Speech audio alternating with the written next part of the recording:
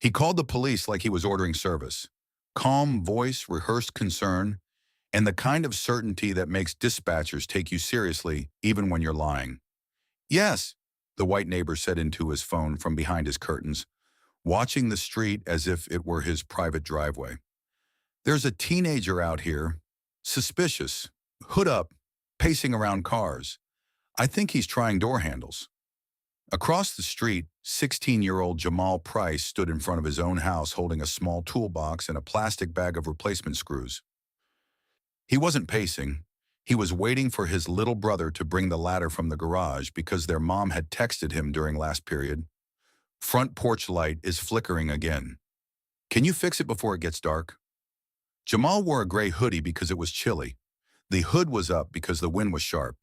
He was in sweatpants and sneakers, and he looked like what he was, a black kid in his neighborhood trying to do a chore.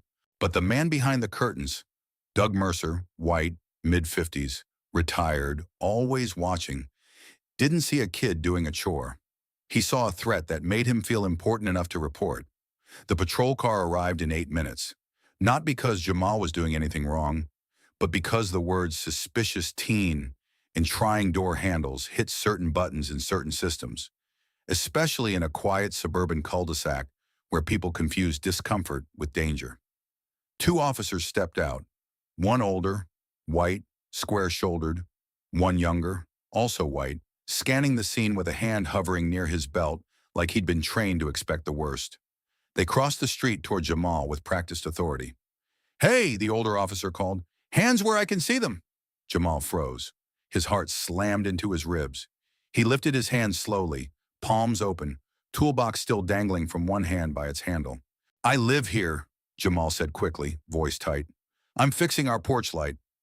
The older officer's face didn't soften. "We got a call about you checking car doors." "I didn't touch any cars," Jamal said, breathing hard. "I swear." The younger officer moved behind him slightly, positioning. The street suddenly felt like it had narrowed. The older officer said, "What's in the bag?" "Light screws," Jamal said.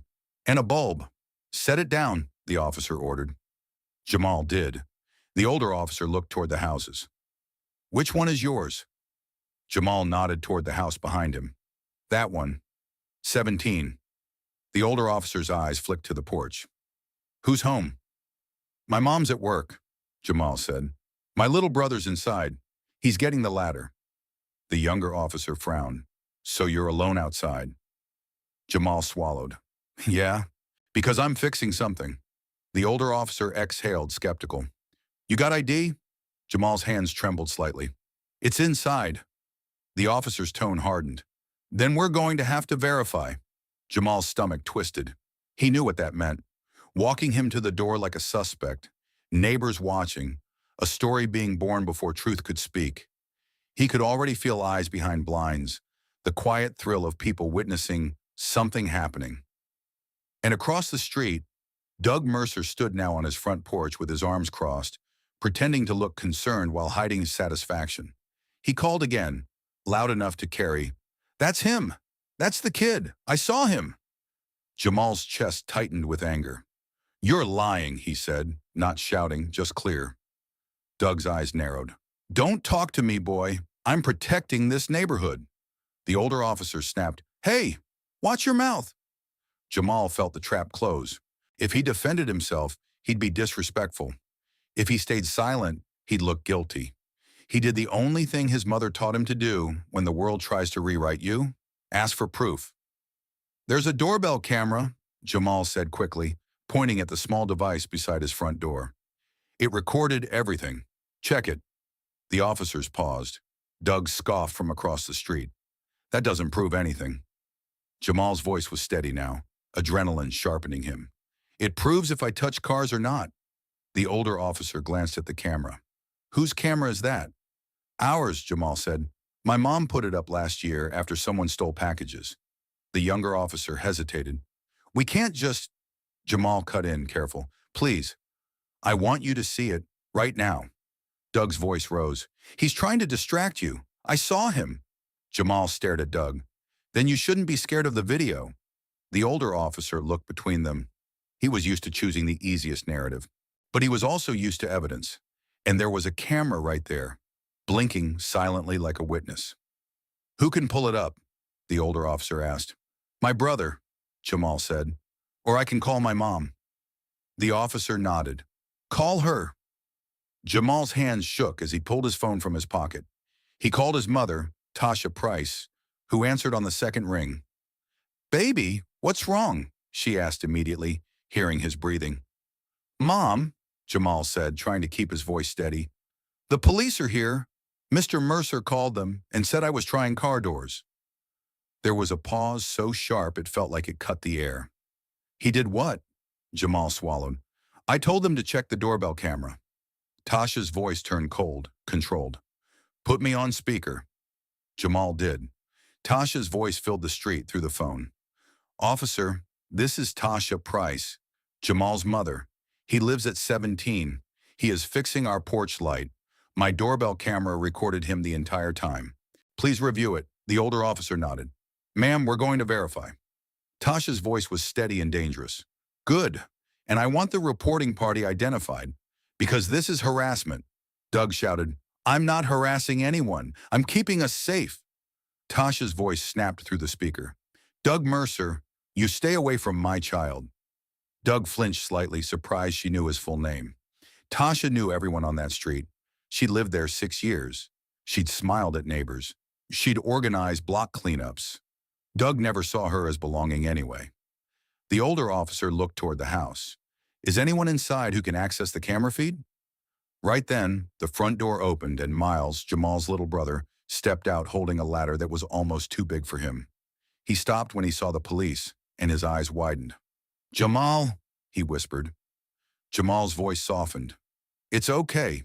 Go inside and pull up the doorbell video on the tablet. Now." Miles hesitated, then ran inside. Doug muttered, "Unbelievable." The younger officer glanced at Doug. "Sir, what exactly did you see?" Doug's voice was confident again. "He was walking up to cars and looking in windows. He reached for a handle. I saw it." Jamal stared at him, heart pounding. "You're lying." The older officer held up a hand to keep Jamal quiet. "We're about to see." Inside the house, Miles fumbled with the tablet, hands shaking. He'd been taught the password. He pulled up the app. The camera timeline appeared, time-stamped clips. Miles ran back to the door, holding the tablet like it was a shield. "I got it," he said. The officers stepped closer. Jamal stood beside them, still, trying not to look desperate even though his entire body felt like it was buzzing. The older officer took the tablet and hit play. The video showed Jamal stepping out of the front door 10 minutes earlier. Hood up, toolbox in hand. He walked directly to the porch light fixture. He stood on his toes, tried to reach, realized he needed the ladder. He stepped off the porch and waited. He never walked to a car. He never left the frame except to step to the driveway edge. He checked his phone once. He looked up the street briefly like he was waiting. Then in the corner of the frame, Doug Mercer's curtain twitched. Doug's face appeared briefly at his window. Then Doug walked outside with his phone to his ear, recorded clearly from the porch angle, and pointed toward Jamal while talking. The audio from the doorbell camera picked up Doug's voice faintly. "Yeah, he's out here. Suspicious." The older officer paused the video. He played it again. Doug Mercer had been caught lying in 1080p. The older officer's face went hard. The younger officer stared at Doug like he'd never seen a civilian's lie so cleanly exposed. Jamal's throat tightened with a mix of relief and rage. He didn't smile. He didn't celebrate. He just breathed for the first time in 10 minutes. Doug's mouth opened. "That camera angle, he could have..." The older officer turned sharply. "Sir, the kid never left his porch." Doug stammered. "Well, I thought..." The older officer's voice rose. "You told dispatch he was trying car doors." Doug tried to salvage. "He looked suspicious." Jamal's voice came out low and shaking. "Because I'm black?" Doug's eyes flashed. "Don't play that card." Tasha's voice came through the phone, ice cold. "Doug, you played it when you called the police." The older officer handed the tablet back. His tone changed when he addressed Jamal. Less commanding, more careful. "All right, you're fine. Sorry for the inconvenience." Inconvenience? Jamal almost laughed. His heart was still racing like he'd run miles. He'd had police commands shouted at him on his own driveway. That wasn't inconvenience. That was danger. Tasha's voice cut in. "Officer, I want a report number, and I want it noted that the call was false." The older officer hesitated. Then he nodded. "Yes, ma'am." Doug's face reddened. "This is ridiculous." The younger officer looked at Doug. "Sir, false reporting is serious." Doug sputtered. "I was concerned." The older officer's voice hardened. "Concern doesn't mean making things up." Doug's eyes flicked to Jamal with resentment. "If he didn't want trouble, he shouldn't be—" Jamal snapped, finally letting anger show just a fraction. "Shouldn't be what? Standing outside my house?" Doug backed up slightly, then tried to act offended. "See? Aggressive." The older officer raised a hand. "Enough." He turned to Doug. "Sir, go back inside." Doug protested. "What? The officer's voice was firm. "Inside." Doug stepped back onto his porch, humiliated, then disappeared behind his door. The street felt different after that, not calmer, sharper, because now Jamal understood how thin the line was between neighbor concern and police encounter. The only thing that saved him wasn't his innocence. He'd always been innocent. It was the camera, the footage, the proof. Miles whispered, "He lied." Jamal nodded, voice tight. "Yeah." Tasha's voice softened slightly through the phone. "Baby, are you okay?" Jamal swallowed hard. I'm okay." Tasha's voice cracked. "I'm coming home." After the officers left, Jamal fixed the porch light anyway. He climbed the ladder carefully, hands still trembling, and replaced the flickering fixture with a new one. The light snapped on clean and bright, shining over the driveway like a small defiance. We are here, we are visible, and we're not hiding. That evening, Tasha filed a complaint with the police department and the HOA board. She attached the video. She demanded that Doug Mercer be warned for false reporting and harassment. The police, embarrassed by the clear footage, issued Doug a formal warning. The HOA, after residents saw the clip in the neighborhood group chat, couldn't pretend it was just a misunderstanding. Doug's supporters went quiet. Some neighbors messaged Tasha privately, "I'm sorry." Others pretended nothing happened. Doug avoided the prices after that. He stopped waving. He stopped watching so openly. The camera had taken away his favorite weapon, plausible denial. A week later, Jamal's friend asked him at school, "Bro, I heard cops came to your house?" Jamal shrugged, trying to act casual. "Yeah, dumb neighbor." His friend frowned. "You good?" Jamal hesitated, then said quietly, "Only because we had video." That truth sat heavy, because Jamal knew what it meant. Without footage, the story could have gone any direction. Doug's word versus Jamal's. And in too many places, Doug's word wins. That night, Jamal sat at the kitchen table doing homework while the new porch light glowed through the window. Tasha sat beside him, tired but present. "I'm proud of you," she said softly. Jamal looked up. "For what? Not getting arrested?" Tasha's throat tightened. "For staying calm, for asking for proof, for protecting yourself." Jamal stared at his pencil. "It shouldn't be like that." Tasha nodded slowly. "No, it shouldn't." Miles wandered in and asked, "Are we going to move?" Jamal looked at his little brother and felt his chest tighten. "No," he said firmly. "We're not leaving because someone lied."